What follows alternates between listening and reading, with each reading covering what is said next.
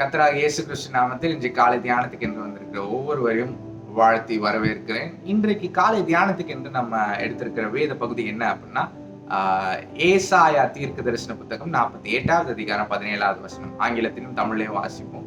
முதல்ல நான் தமிழ்ல வாசிக்கிறேன். இஸ்ரவேலின் பரிசுத்தரா இருக்கிறவன் மீட்பரான கர்த்தர் சொல்லுகிறதாவது, பிரயோஜனமா இருக்கிறதை உனக்கு போதித்து நீ நடக்க வேண்டிய வழியிலே உன்னை நடத்துகிற உன் தேவனாகிய கர்த்தர் நானே. ஆங்கிலத்தில் வாசிக்கிறேன். NIV version, Isaiah chapter 48 verse number 70.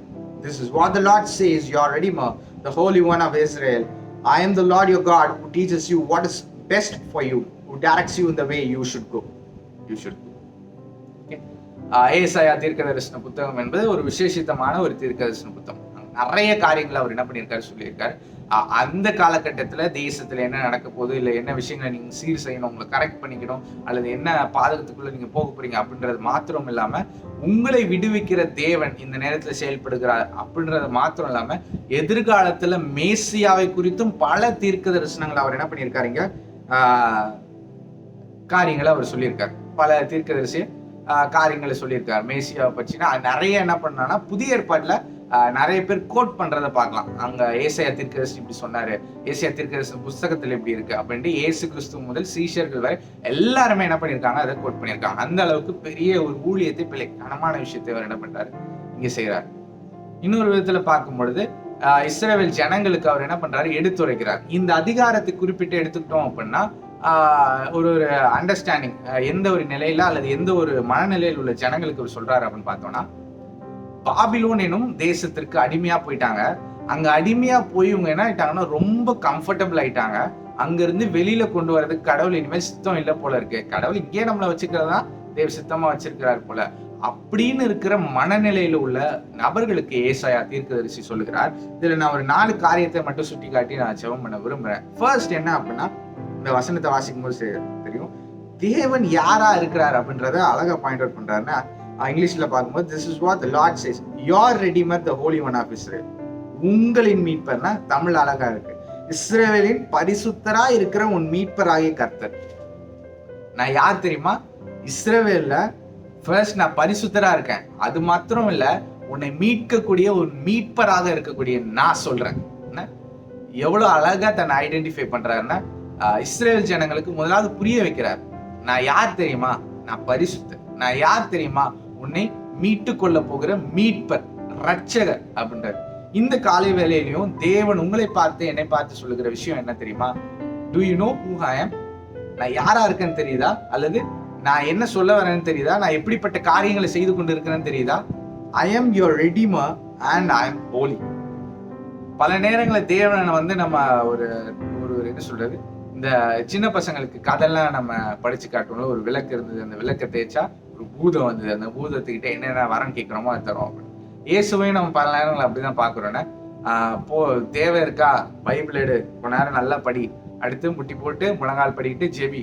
So இந்த மாதிரி ஒரு வாரம் 2 வாரம் பண்ணால் நம்மளோட தேவைகள் நிறைவேற்றப்படும் அப்படின்ட்டு தேவனை ஒரு ப்ரொவிஷன் தருகிற ஒரு கடைக்கு போற, எப்படி ஒரு கடைக்கு போய் காசு கொடுத்து வாங்குவோமோ அந்த மாதிரி பல நேரங்கள் நம்ம என்ன பண்றோம், தவறான ஒரு சித்தரிப்போடு தான் நம்ம என்ன பண்றோம், நம்ம கிறிஸ்தவ வாழ்க்கையை நடத்தி கொண்டு இருக்கோம். ஆனா இங்க தேவன் நம்மளை பார்த்து சொல்றாரு, நான் உன்னை மீட்கிறவர், நான் உன்னை மீட்கிறவர். ஐ எம் நாட் ஜஸ்ட் என்ன சொல்றது, உனக்கு தேவையான விஷயத்த மட்டும் கொடுக்குற ஒரு நபர் இல்லை, அதற்கும் மேலாக நான் பரிசுத்தர், நான் மீட்பர். ஸோ இந்த ஒரு எண்ணத்துல நம்ம பார்ப்போமே, இந்த நாள் முழுசும் இந்த விஷயத்த நம்ம தியானிப்போமே. தேவன் என் பரிசுத்தர், தேவன் பரிசுத்தரா இருக்கிறார், அது மட்டும் இல்லாம என் மீட்பர், என் மீட்பர். இந்த காலை வேளையில இந்த காலை தியானத்துக்கு என்று நீங்க நோட் பண்ண ஏதாவது வச்சிருந்தீங்கன்னா ஓகே, சைட்ல எழுதிக்கோங்க, இல்லை ஜஸ்ட் பாஸ் பண்ணிட்டு வந்து எழுதுங்க. From what you want to be redeem, எந்த விஷயத்துல இருந்து உங்களுக்கு மீட்பு கிடைக்கணும், ஒரே ஒரு காரியம் டக்குன்னு எழுதுங்க பார்ப்போம்.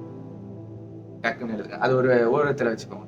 அடுத்து அந்த வசனம் தொடர்ச்சியாக போகுதுன்னா, பிரயோஜனமா இருக்கிறதை உனக்கு போதித்து. அவர் சொல்றாரு, என்ன தெரியுமா சொல்றாரு? பிரயோஜனமா இருக்கிறத உனக்கு போதிக்கிறார், பிரயோஜனமா இருக்கிறத போதிக்கிறார்.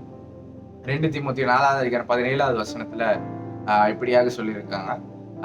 முன்பு என்ன பண்றாருன்னா, ஒரு நபர் குறித்து பவுல் சொல்றாரு, லூக்காவை எங்க என்ன பண்ணுப்பா, அனுப்புப்பா, அவன் மிகவும் பிரயோஜனம் உள்ள, பீயிங் சோ யூஸ்ஃபுல். அடுத்து பிலமோன், அந்த இடத்துலயும் என்ன பண்றாரு பவுல், பிரயோஜனம் உள்ளவன் அப்படின்ற சில காரியத்தை அவர் என்ன பண்ணியிருக்காரு, யூஸ் பண்ணியிருக்காரு. என்னோட ஐடென்டிபிகேஷன் டக்குன்னு பிரயோஜனம் அப்படின்னா மனுஷனுக்கு ரொம்ப ரொம்ப பிரயோஜனமானது என்னன்னா பிளான்ஸ். அதே போல பிரயோஜனமான ஒரு விஷயம் என்ன பண்ணனா என்னோட ஃபர்ஸ்ட் ப்ரையாரிட்டியா அதை தெரியும், ஈஸியா கனெக்ட் பண்றதுக்கு நம்ம சொல்றேன். அந்த செடி என்ன பண்ணுது, உங்களுக்கு காலை வேளையில என்ன தருது, ஆக்சிஜன் தருது. நம்ம சுவாசிக்கிற காற்றை என்ன பண்ணுது, சுத்திகரித்து தருது. அதுக்கடுத்து இதே சில செடிகள் என்ன பண்ணலாம், மரங்கள் போவோமா, தென்னை மரத்துல இருந்து என்ன பண்ணுது, இந்த வெயில் காலத்துக்கு தேவையான குளிர்ச்சியான ஒரு இளநீர் தருது. என்ன குளிர்ச்சியான இளநீர் தருது. அதுக்கடுத்து மாம்பழம் சீசன், உங்களுக்கு பிடிச்சமான ருசிக்கக்கூடிய என்னது, பழத்தை தருது. ஸோ வெயில்ல ரொம்ப அலைஞ்சிங்க அப்படின்னா உங்க வீட்டு பக்கத்துல மரம் இருந்ததுன்னா அந்த மரத்தோட நிழல்ல வந்து நின்னீங்க அப்படின்னா அப்பா நிழல்லா அப்படின்னு சொல்லக்கூடிய நிழல் தருது. பிரயோஜனமான விஷயம் இதெல்லாம் ஒரு செடி செய்யுது. ஆனா தேவன் சொல்றாரு, பிரயோஜனமானவைகளே நான் உனக்கு என்ன பண்ணுவேன், சொல்லி தருவேன். I will teach you what is best for you. உனக்கு என்ன சிறந்ததோ அதை நான் டீச் பண்ணுவேன். எப்படி டீச் பண்ணுவாரு அப்படின்னா, உங்களுடைய வாழ்க்கையில நடக்கிற ஒவ்வொரு இன்சிடென்ட்ஸ்க்கு வந்து தேவன் ஒவ்வொரு விஷயங்களையும் உங்களுக்கு கற்றுக் கொடுக்க விரும்புறாரு. முதலாவது நீங்க ஒரு காரியம் எழுதுனீங்களா, இந்த காரியத்துல இருந்து எனக்கு மீட்பு வேணும் அப்படின்னு, அந்த மீட்பு வேணும் அல்லது அந்த காரியத்துல இருந்து ஒரு விடுதலை வேணும் அப்படின்னா ஒரு விஷயத்த இன்றைக்கு உங்க வாழ்க்கையில அவர் கற்றுக் கொடுத்துக்கிட்டு இருக்காரு. ஒரு விஷயத்துக்கு நேரம் உங்களை நடத்தி கொண்டு இருக்கிறார். அது என்ன அப்படின்றத ஐடென்டிஃபை பண்ணுங்க. பிரயோஜனமான காரியங்கள், what is best for you, உங்களுக்கு சிறந்த காரியத்தை அவர் கற்று தந்திருக்காரு. அந்த வசனம் அதோட முடியல, அதுக்கு அடுத்த போது directs you in the way you should go. நீ நடக்க வேண்டிய வழி. அவர் என்ன சொல்றாருன்னா, நடக்க வேண்டிய வழியை நான் காட்டுவேன், அந்த சைன் போர்டு இருக்கும், நீ பாட்டு போ அப்படின்னு சொல்ல, நான் உன்னை கூட்டிட்டு நடத்துவேன். அதுல எவ்வளவு பர்சனலா இருக்குல்ல. எத்தனை பேர் சொல்ல முடியும், பல பிரச்சனைகள் வரும்பொழுது இந்த பிரச்சனை தனியா தான்ப்பா ஃபேஸ் பண்ணும் அப்படின்ட்டு நம்ம குடும்பத்துல இருந்து பல நேரங்களை சொல்லலாம், நம்ம நண்பர்கள் சொல்லலாம், இந்த மச்சான் இந்த பிரச்சனை எல்லாம் என்னால அவங்க கூட இருக்க முடியாதுடா அப்படின்னு. ஆனா தேவன் சொல்றாரு, எந்த ஒரு பிரச்சனையா இருந்தாலும் சரி, I will go along with you. நீ நடக்க வேண்டிய பாதைக்கு நேரம் நான் உன்னை நடத்தி சொல்றேன். ஆனா நம்ம என்ன தெரியுமா பாக்குறோம், ஐயோ அந்த பாதையா அப்படியே நம்ம எட்டி பார்ப்போம், குண்டு குழியமா இருக்கு, கொஞ்சம் அங்க பள்ளமா இருக்கு, கொஞ்சம் முள்ளுலாம் அங்க இருக்கு, எப்படி போறது அப்படின்னு நம்ம யோசிப்போம். ஆனா ஒரு காரியத்தை விட்டுட்டோம், அந்த வழியை காட்டினவர் தான் உங்களை என்ன பண்ண போற, அந்த வழிக்கு நேராக உங்களை நடத்தி சென்று கொண்டு போக போற. யார் தெரியுமா அவரு, உன் தேவன். தன்னை ரொம்ப பர்சனலைஸா சொல்றாரு. இஸ்ரவேலர்களை பார்த்தே சொல்றாரு, கோடான கோடி மக்கள், அந்த லட்சக்கணக்கான மக்கள் சிறைப்பட்டு இருக்கிறவங்களை பார்த்து சொல்றாரு, நான் உன் தேவன்பா, உன் தேவன். ஆனா பல நேரங்கள்ல நம்ம அவரை என் தேவன் சொல்லிட்டு நம்ம ஓன் பண்றதே இல்லை. பரமண்டலங்கள்ல இருக்கிற பிதா பெரியவர், உன்னதமானவர், அதெல்லாம் ரைட்டுங்க, அதெல்லாம் ரைட்டு. அவர் உன் மீட்பர், அவர் உன் தேவன். இந்த பார்வையில நம்ம தேவனை பார்க்க ஆரம்பிச்சிட்டோம் அப்படின்னா நம்மளுடைய வாழ்க்கையில அனுதின விஷயங்களையும் அவர்கிட்ட சொல்ல ஆரம்பிக்கும், அவர்கிட்ட ஷேர் பண்ண ஆரம்பிக்கும். அவர் நம் தேவனா இருக்கிறார். நம் தேவன்னா கூட ப்ளூரல் வருது இல்லை, எல்லாரையும் சேர்த்துக்கிறாங்க, பர்சனலைஸாவே போங்க.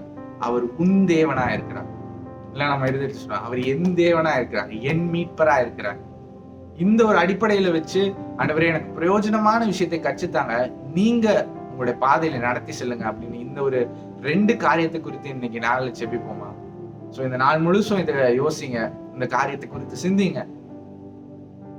நம்ம இந்த நேரத்துல கண்களை மூடி, ஆண்டவரே நீர் பரிசுத்தர், நீர் என் ரட்சகர், ஆண்டவரே இருதயத்துக்கு நேராக கைகளை வைத்து சொல்லுவோமா. ஆண்டவரே நீர் என் ரட்சகராக இருக்கிறீர், எனக்கு பிரயோஜனமானவைகளை கற்றுத்தாருங்க ராஜா, எனக்கு பிரயோஜனமானவைகளை கற்றுத்தாருங்க. You just teach me what is best for me. ஆண்டவரே நீ என்னை நடத்த வேண்டிய பாதை நடத்தி செல்லுங்க. பாதை காட்டுங்க அப்படின்றது நம்ம செப்போம்ல, பாதைக்கு நேரம் நான் சூப்பரா நடக்குமா அப்படின்றது செப்போம், நடத்தி செல்லுங்க. God, you be with me. நீங்க என்னோடு கூட நடத்தி செல்லுங்க. இந்த நேரத்தை முற்றிலுமா கரங்கள் ஒப்பு கொடுங்க. நீர் என் தேவனா இருக்கிறீரப்பா. You are my God. இந்த நேரத்துல இதை குறித்து சிந்திக்கவும், இதை குறித்து தியானிக்கவும் எங்களுக்கு கிருபை பாராட்டுகிறார். முற்றிலுமா உங்களுடைய சமூகத்தில் ஒப்பு கொடுக்கிறோம். நீங்க வழி நடத்துங்க. இயேசுவின் நாமத்தில் ஜெபிக்கிறோம் நல்ல பிதாவே.